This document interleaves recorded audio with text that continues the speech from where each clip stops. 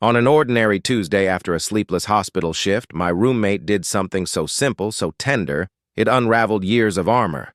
He changed my clothes, not because I couldn't, but because my hands shook and my heart raced, and I whispered, "Please help." In that quiet, the fabric carried safety, and a door inside me opened. If you've ever felt alone in your own skin, stay with me.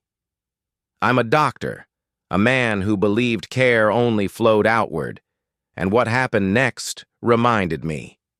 Sometimes healing begins with a borrowed sweater and the courage to be held close. If stories that blend heart and science help you breathe easier, please tap subscribe, leave a gentle like, and share this with someone who needs a steady shoulder today. Pour some tea, settle your back, and let me walk you through the quiet miracle of being cared for, together tonight. I'm Evan, a family physician, the sort who keeps an extra stethoscope in the glove box and a granola bar in every jacket, just in case someone needs a little sugar or a little reassurance. My days are long, my nights often longer, and for years I wore my steadiness like a badge. You know the type, always fine, always ready, always strong. It's a good story, until it isn't. Until your hands tremble over a coffee mug you can't quite lift, and someone who isn't paid to love you notices. Enter Mateo. He is not a doctor. He is a gentle force, disguised in an unassuming frame, a software designer who writes clean code and leaves notes by the kettle. He laughs easily, cooks slowly, and believes in buying flowers on Tuesdays for no reason.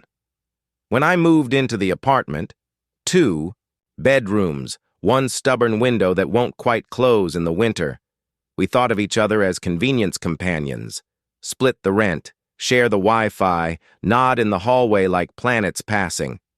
Our lives orbited at different speeds. Still, there were little things.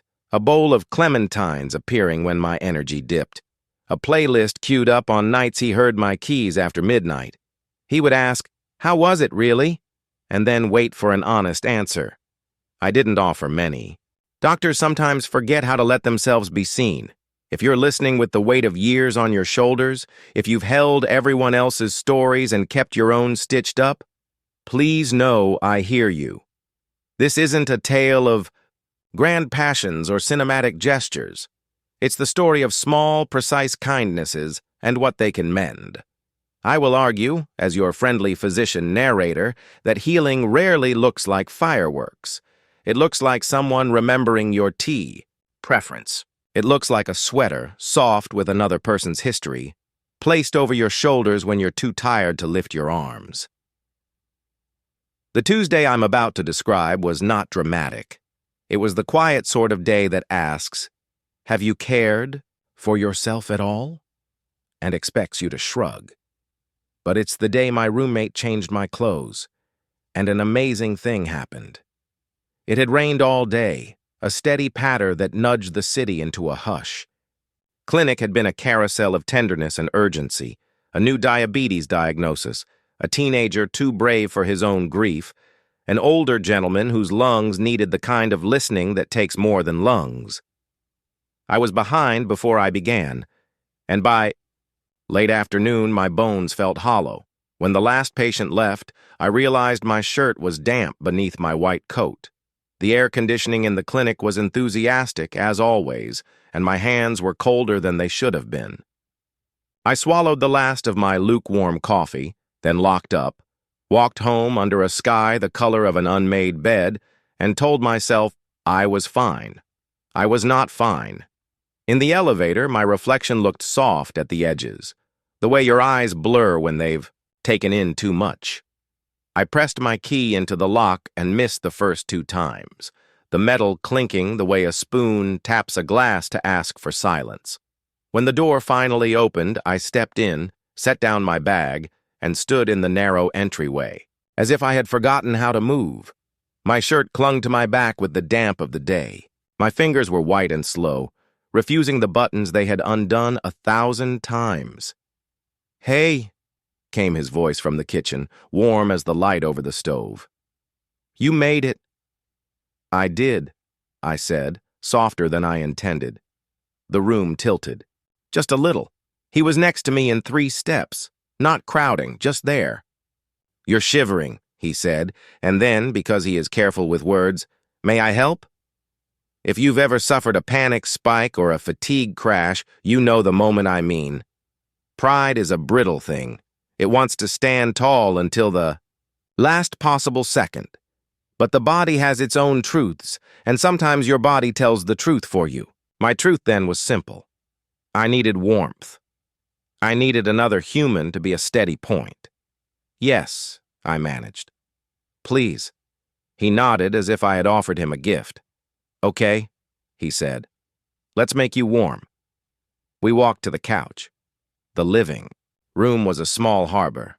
Bookshelves like old friends, a plant perpetually leaning toward the window, the low hum of rain against glass. Mateo draped a soft blanket over the cushions and guided me to sit. He knelt, not at my feet as if I were a patient on an exam table, but beside me at a slight angle, an invitation to turn toward or away. This is your pace, he said. Tell me what's comfortable. I looked at my hands. They told the story, the faint tremor, the chill. I can't. My fingers are stubborn, I said. And then, because I teach consent to medical students and believe we should live our own sermons, could you help with the buttons? Just the shirt. I'll do the rest. Of course, he said. His voice moved slow, like warm honey. He reached for the top button. His hands were steady, warm. He didn't tug. He didn't hurry. He undid each button like a minute of the day he was returning to me. Fabric loosened across my chest. Air touched skin that had been damp. He paused after the 4th button. Still okay? He asked. Yes, I said. Thank you. He kept going. I remember the quiet, the rain, the sound of my own breathing, easing. The medical part of my brain, which rarely turns off, noted the way my heart rate softened, the way my shoulders dropped a fraction. The human part of my brain whispered, he's being so careful with me. When the last button slid free, he helped me shrug off the shirt. My t-shirt beneath was dry at the front, damp along the spine. He handed me a towel, the soft blue one I use after showers. You can press this along your back, he said. I'll get you something warm. He stood, moved to his room, and returned with a sweater he wears on Sundays, a gray thing, worn in, with sleeves that stretch and return, and a faint scent of cedar and citrus from the drawer sachets he insists on. It's mine, he said, almost apologetic. But it's clean, and it's warm. I smiled, the first of the evening. I know how laundry works, I said, and my voice had strength again. May I? He nodded, and then, because sometimes love begins in the smallest request, he held the sweater open, not as if he were dressing me like a child, but like he was holding a door while I carried something heavy. I slipped my hands into those sleeves. The knit kissed the backs of my wrists as it slid up. He guided the collar over my head with care, avoiding the way damp curls can tug at fabric. When the sweater settled, the world did too. He smoothed the shoulders, not touching skin, just fabric. There, he said, and the word landed like a blanket over the evening. How does that feel? Like kindness, I said, before I could edit it into something cooler. He sat down beside me, leaving space. Good, he said. Your tea is already boiling. Do you want ginger or the sleepy one? The sleepy one, I said. My hands had stopped trembling. The sweater held a story. Laughter I hadn't yet shared. Sunday mornings I hadn't yet earned. It fit. Not perfectly.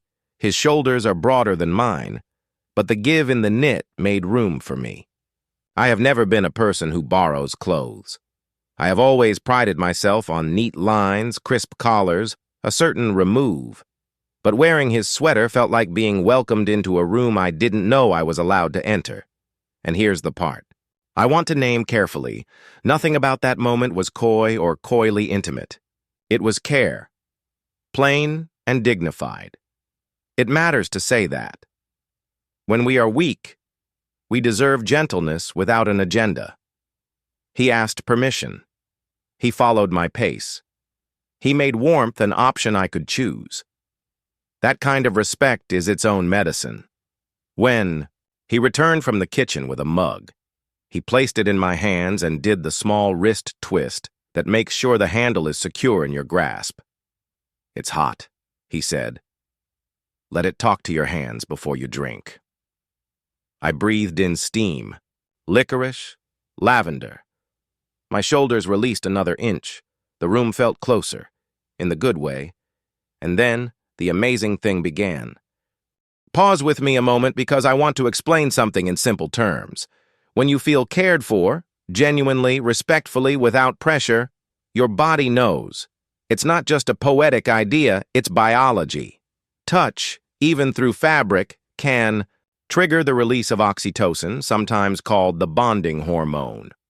Slow, steady breathing tells the vagus nerve to lead the parasympathetic system, the rest and digest arm, back to the front of the line. Your heart rate eases, your muscles let go, you make room for your thinking brain to come back online. Clothing matters here too. Textures can soothe the nervous system. A soft knit against cool skin is a signal. You are safe, you are warm, your edges are okay. Smell matters. The cedar and citrus in his sweater were not just pleasant. They were familiar, and familiarity is a bridge to calm. A cup of warm tea in your hands gives your palms heat, and your palms have a dense network of thermoreceptors. That warmth travels not just through blood, but through story. I am being tended to. This is not to say you need another person to be okay. We are each capable of caring for ourselves. But sometimes we reach the end of our own rope, and borrowing someone's strength for 5 minutes is the most adult thing we can do. I teach residents to see that in their patients, the moment when care should expand. That evening, my roommate saw it in me. After the tea and the sweater, we migrated, slowly to the kitchen. Mateo moves like a person who doesn't believe in making noise if silence is more useful. He set 2 bowls on the counter and ladled out soup from a pot that had been simmering with patience. Carrots, lentils, the sort of tomatoes that smell, like sunshine even in winter. We ate at the counter. The clink of spoons was a lullaby. "How's your back?" he asked at one point, nodding toward the place where the shirt had left its damp signature. He glanced, then looked back at me, giving me privacy to answer how I wanted. "Better," I said, rolling my shoulders. "I'm sorry," I added, and the word surprised me. "I don't usually collapse." He tilted his head. "You didn't collapse," he said. "You asked for a hand. That's a strong move. There was no point in arguing. I teach this stuff." I sat with the truth of it, the way good soup will sit with you. "Thank you," I said instead, "for being so—" I searched for a word and landed where most of us do when we are lucky. "For being kind." "You're welcome," he said. "May I ask you something potentially clumsy?" I smiled into my bowl. "If you ask it gently, I'll tell you gently." He nodded, took a beat. "You wear your clothes like armor," he said, gesturing subtly toward my usual crisp shirts and precise trousers. "I'm not asking why exactly unless you want to say.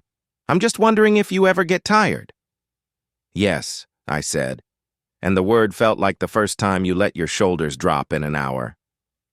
"I got very good at clean edges. It makes people trust me. It makes me a version of safe. But sometimes I forget that I need softness too." He stirred his soup, nodded. "Softness is not the opposite of strong," he said, and his eyes flicked to the sweater, which now belonged to me for the night. "You can be both, I think." He said it in a way that made the cabinets feel like they were listening. Success, in my world, can be measured by numbers and outcomes, but also by small recalibrations. In that kitchen, with a sweater warming, my back I recalibrated. I remembered the sensation of being helped without shame. The amazing thing, the part you clicked for, was this. I felt seen in a way that didn't compromise my dignity. I felt safe, and in that safety, something long quiet in me stirred. I am a gay man. I have known this for a long time. I have loved, quietly, carefully, always with the fear that my caretaking would be too much, or my schedule would drown out the tender parts that need sunlight. It is easier sometimes to stand at the edge of your own heart and wave. That night I realized I didn't want to wave anymore. I wanted to step in. The next morning, the rain had decided to continue its sermon. I woke in the sweater, which had, somehow, made its way past sleep without tangling. I stood, stretched, and heard the soft protest of wood floors that know your story. Mateo had left a note on the counter. There's a jacket by the door if you want it. Take the umbrella, breakfast in the fridge, no rush. He had gone to his office early. I had rounds. I ate quietly, then walked to the door. The jacket was a cousin of the sweater, gray but with a zip and a hood, sturdy in a way that promised to keep rain where it belonged. I tried it on. It fit, better than the sweater, which means it almost fit well. Which is to say, it fell just right in all the ways borrowed clothes should. A little long in the sleeve, a little wide at the shoulders, with room to feel like someone trusted you with, part of their day. Walking through the city in that jacket, I noticed something I hadn't before. People smiled at me. Not performative smiles, just small acknowledgments of common humanity, the way strangers tell each other, yes, this weather is something without saying a word. I smiled back. My patients noticed, too. One elderly woman whose hands have known more work than mine ever will patted my sleeve and said, "Nice coat, doctor. Looks cozy." I laughed, told her it was borrowed, and she said, "The best things are." At lunch, I stepped outside for air and texted Mateo a picture of the jacket sleeve with the caption, "The city approves." He sent back a string of party emojis and a note. "Tell the jacket thank you." It was a small thing, the wearing of another man's jacket. But the sensation of it, being wrapped in someone's regard, followed me all day. It softened the edges of the hospital's fluorescent lights. It made the beep of monitors feel less insistent. My body responded to being cared for the way a dry plant responds to rain. Greedy, but grateful. On the way home, I bought flowers. Tuesday flowers, like Mateo buys. Not roses, which would have felt like shouting, but freesia, the kind that smell like a breeze through a clean room. I could imagine him closing his eyes when he inhaled, the way he does with new tea, and I smiled at the thought. When I stepped into the apartment, he was at the table, laptop open, face lifting like clouds parting. "You survived," he said. Then he noticed the jacket. "And you're still cozy." "I am," I said, setting the flowers on the table. "For you. For us, maybe." He looked at the flowers, then at me. The air shifted, the way rooms do when two people decide to tell the truth. We stood by the big, stubborn window. That window has taught me more about gentle persistence than any seminar. There's something about being looked after, I said, my hand finding the cotton hem of the jacket the way a compass finds. North. "It's not just the sweater, not just the jacket. It's the way you hold space." He listened with his whole face. "I didn't do anything complicated," he said, almost apologetic. "You did," I said. "You asked. You waited. You didn't make me smaller to make your care bigger. That's rare. And I liked it. A lot." He took a breath. Evan, he said, my name a careful thing in his mouth. I care about you. I care in the way I bring soup and find the right playlist. And I care in the way that makes my chest feel like a small, manageable thunderstorm when you walk in the door. There are many ways to tell someone you love them. This was his. My own heart did its doctor trick. Count the beats, measure the breath, and then did a very human thing. It stumbled, then soared. I care too, I said. My voice was not particularly brave. It was honest. I have for a while. I told myself it was convenience, comfort, companionship. But last night, when you helped me change, I remembered what love can look like when it's not a performance. It looks like a sweater. It felt like home. We stood with that for a while. Silences are not empty. They are rooms where meaning gathers. He reached for my hand, no rush, and I let him take it. His palm was warm. He didn't squeeze, just held. Touch is a language, and his said, "We can go slow." The first kiss came later, small and shy as a bird, a brush more than a press. I will not dress it up. It was not fireworks. It was a calendar, flipping to a day you've been waiting for without knowing you were. I have kissed with urgency in past lives. This kiss was quiet. It entered the room, took off its shoes, and settled. This is where stories sometimes skip ahead to declarations, and dinners and candles, and yes, those things come. But first, something I know many of you understand. The fear that follows joy. The moment after you say yes when your brain says, "Are you quite sure? What if you ruin this? What if the beautiful thing breaks because you touched it?" We were roommates. We had routines. We had boundaries that felt safe because they were unspoken. Now we had spoken. The ground under my feet shifted. As a doctor, I am trained to anticipate complications. In love, that training can make you cautious when courage is called for. For 2 days, I danced with my own caution. I made breakfast quietly, left the room when his hand reached for mine out of habit, walked around the sweater draped over a chair as if it had something to say to me I wasn't ready to hear. Mateo noticed, because of course he did. He didn't corner me. He didn't press. He went about his life, but in a way that suggested there was a chair pulled out for me at the table, waiting. On the third night, I found him on the couch, reading, a book whose spine had lost its stiffness. He looked up, smiled, closed it with the kind of respect you give a story that has served you well. "Hey," he said, "want to sit?" "I do," I said, and then sat on the opposite end of the couch like a schoolboy. We both laughed, and the laughter helped. "I'm scared," I said, choosing the direct line. He nodded. "Me too," he said, choosing it back. "I don't want to lose my friend. I don't want to make our home complicated. I don't want to be careless with your heart because it works so hard for everyone else." He had named my fears before I could, and instead of feeling exposed, I felt understood. The amazing thing, the one that kept unfolding like a map, was not just that I had found someone kind, it was that our kindnesses matched. We shared a way of moving through the world that made room for each other. As a clinician, I tell people that alignment matters. As a man sitting on a couch in a sweater that smelled like cedar, I felt alignment settle in my bones. We made a plan. Not a grand one, a gentle one. We would try, on purpose.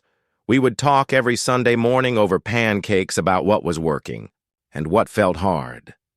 We would keep one night a week sacred for ourselves. Dinner, a walk, a movie we would both watch like it mattered. We would keep our doors open and our minds soft. If it did not work, we would say so in the same tone we had used to say yes. Readers, if you are older, if you have done your time in the grand gestures department, you know this humility. It is the grace of a second act. We do not need to prove ourselves with blitzes and lightning. We can build with steady hands. We practiced immediately. The next morning, he made pancakes with blueberries that stained our tongues. I poured coffee and milk into 2 mugs and watched the clouds outside do their slow ballet. We talked about nothing for a while. The neighbor's dog, how the plant was leaning more than usual, whether the umbrella had finally resigned. Then we talked about us, in clear sentences. "I like that you ask before you touch," I said. "It makes me feel safe." "I like that you tell me when you're tired," he said. "It lets me do things for you without guessing." "I am learning to let you," I said. "I am learning to let this be real," he said. There is a scene that lives in me from that week. We are standing by the front door, putting on our shoes. He says, "Want help with your scarf?" I say, "Yes." And he wraps it gently, not too tight, tucks the end just so, presses his knuckles to the knot, as if to bless it. On my better days, I would have said, "I can do it," not from pride, but from habit. On that day, I let him. The scarf held warmth longer. The bus was late, but I did not mind. Love, when it's healthy, accretes like stalagmites. Slow drip, steady growth, a steadiness built from mineral-rich moments. Ours collected just like that. Tiny rituals became infrastructure. He left a glass of water on my nightstand when I had evening clinic. It was always fresh, as if the glass itself understood renewal. I ironed his shirts on Sunday evenings because he hates creases, but loves how a crisp line can help him walk into a meeting with his shoulders higher. He started forgetting his sweaters in places I would find them, over the back of my chair, folded on the arm of the couch. I suspect this was both absent-minded and strategic. I started wearing them without asking, which is a kind of answer. He would watch me and smile, as if he were a witness to a secret happy returning to itself. I taught him to tie a bowline knot, for the plants that needed support. He taught me to let pasta water be salted like the sea. We both learned to sleep better with the window cracked, even when the city was loud, because we liked the way the air moved through the room. There were bigger moments, too. I took him to a hospital gala where the hors d'oeuvres tried to be clever and the speeches tried to be heartfelt. He wore a navy blazer, the kind that never stops doing its quiet job. I wore a tuxedo I had not taken out of its bag in years. In the mirror, I hesitated. The armor felt heavier than before. The crisp lines I had once loved felt like a costume I was finally ready to retire in the presence of someone who knew my off-duty self. Mateo came up behind me, placed a hand on my shoulder, and said, "You look like yourself." I turned, saw the truth in his eyes, and believed him. We danced in a corner where the music softened, his hand warm at the small of my back, and the world, for a song or 3, simplified itself. We had our first disagreement over the laundry. I overdried his sweaters. He underdried my jeans. We took it personally for an hour, because even kind people get petty when their favorite clothes become less themselves. Then we apologized, folded towels together like we were reweaving a small net, and made tea. We agreed that labels matter, in life and in the machine, and that we would both read them more closely. In bed, we perfected the art of the good night, shoulder.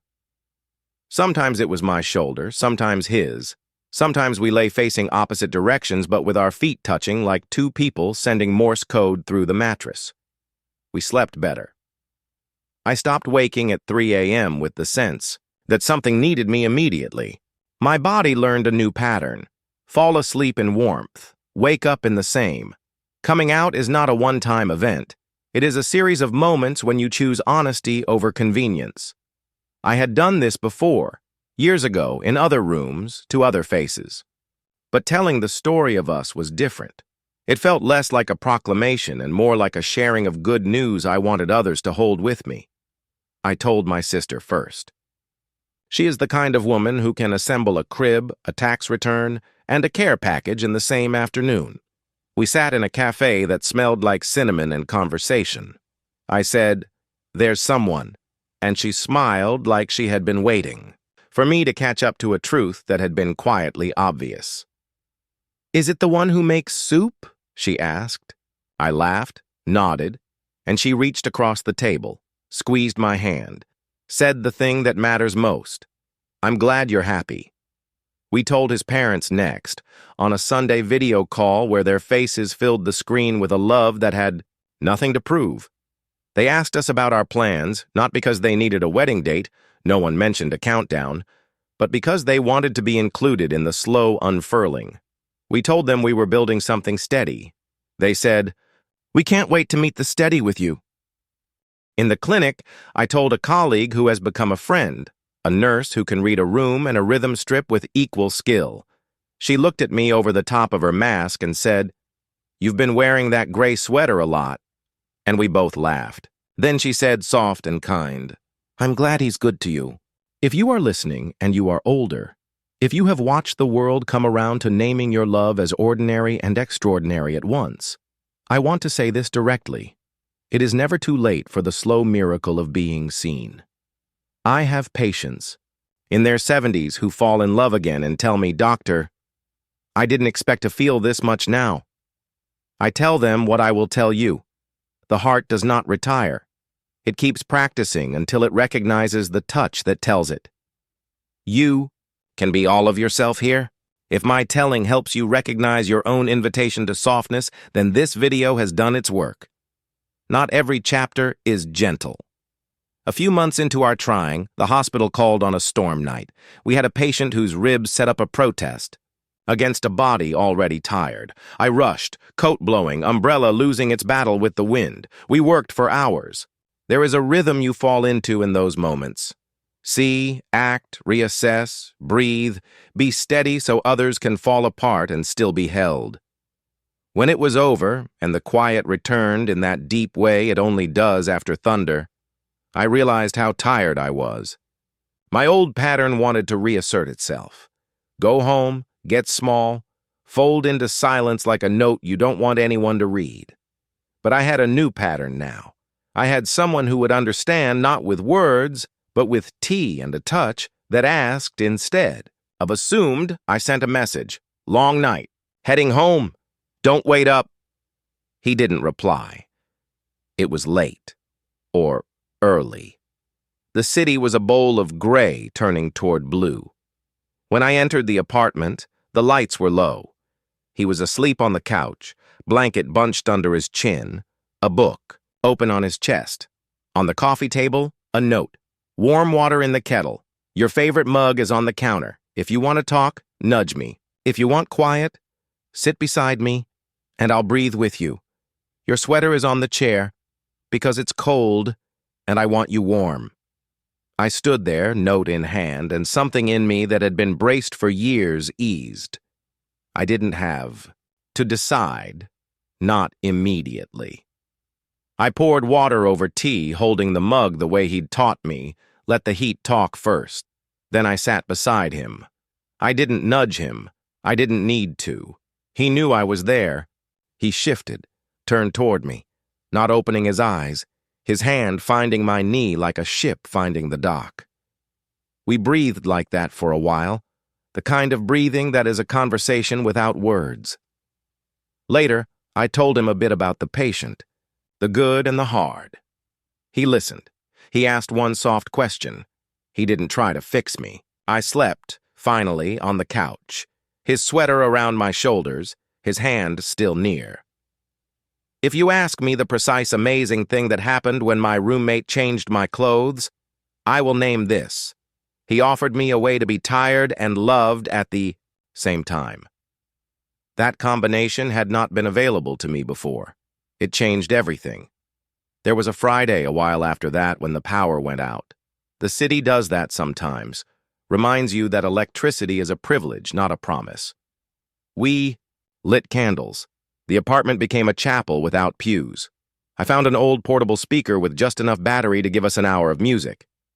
He put on Ella and Lewis, because we are both rather tender about that album. We stood in the kitchen in our socks, the floor cool underfoot, and we danced. It was not a dance in the way of choreography. It was a sway that said, "I like the way the weight of you feels." It was a quiet step that said, "I know where your center is." The sweater I wore was the first one he had given me. The socks were new, a pair he'd picked because they were soft and ridiculous. Small lemons scattered across blue. We laughed at them, and then we didn't laugh, because what we were doing was simple and serious in that way joy can be. There is a photograph now, not staged, taken by time more than by camera. Two men in a kitchen, one resting his chin on the other's hair, candles making saints of us both, a sweater holding stories, socks for giving missteps. I keep that picture in my head, and on the days when clinic is a river and the city forgets how to be kind, I take it out, look at it, and remember, this is what we made. I still wear my own clothes. I like a crisp collar. I like the way linen feels honest, like it refuses to pretend to be anything it isn't. But I also wear his sweaters on days when the air has teeth. I wear his jacket when the rain remembers my name. He wears my scarf, sometimes his breath catching on wool in winter a little more easily. We borrow. We trade. We share. That is the visible part. The invisible part is the best. We have borrowed each other's patience. He has traded me some of his ease for some of my readiness. I have given him a doctor's steadiness when life wobbles. He has given me a designer's eye for beauty in the simple. And in the delicate economy of a shared life, these small trades create wealth. Friends say we look like we match now. I think they mean not our clothes, but our way of moving through rooms, our pace, the cadence of our speech, the way we both reach for the kettle handle with our left hands and for each other with our right. Love does that. It teaches your bodies, a conversation that leaves both voices intact. I will end with the heart of it, the thing I would whisper in your ear if we were walking slowly together, and your knees ached a little, and you needed someone to set the pace. The night my roommate changed my clothes, the amazing thing that happened wasn't a grand epiphany or a dramatic rescue. It was an invitation, extended with every careful button and every soft word, to let myself be cared for. It was the realization that love at its best is not a performance of strength, but a choreography of gentleness and respect. It was the moment I recognized that my heart, which I have used like an instrument in my job, is also an organ that deserves rest and rhythm in my life. If you find yourself standing in your entryway with cold hands and a day that has been too much, and someone asks, "May I help?" Let them. If you are the someone, ask the question in a tone that makes yes easy and no respected. Borrow a sweater, offer a jacket, make tea. Watch how the body you love or are learning to love remembers. The language of safety. It may feel like a small thing. It is not. It is the beginning of a different kind of day. It is the humble doorway to a life where you are warmed and welcome and held. And if you are alone tonight, if your roommate is a book or a plant or a quiet radio tuned to jazz, wrap yourself in your softest thing and pretend for a moment that the fabric has someone's kindness stitched into it, because it does. Your own. In time, if you want it, another's will meet it there. I am still a doctor. I still carry granola bars in my pockets and a spare stethoscope in the glove box. But I also carry now a note in my wallet, a grocery receipt, the back of which reads in Mateo's handwriting, "Your heart works hard. Let it rest against mine when it needs. It is crumpled and imperfect and somehow always exactly what I need. It reminds me that we are not meant to be our own only shelter. And on Tuesdays, I buy flowers for our table because it turns out there's no wrong day to be tender. So when you see me on the street, collar a little less crisp, sweater a little more borrowed, hand perhaps held by another hand that knows my temperature without being told, know this. An amazing thing happened. It keeps happening. Every time I let love change the way I carry myself through the world, every time I put on something that smells like cedar and citrus and safety, I am changed with it. That is our story. That is my prescription tonight. A sweater, a cup of tea, A breath shared, a careful question asked and answered. Side effects may include feeling exactly like yourself, but warmer. Take as needed. Refill forever.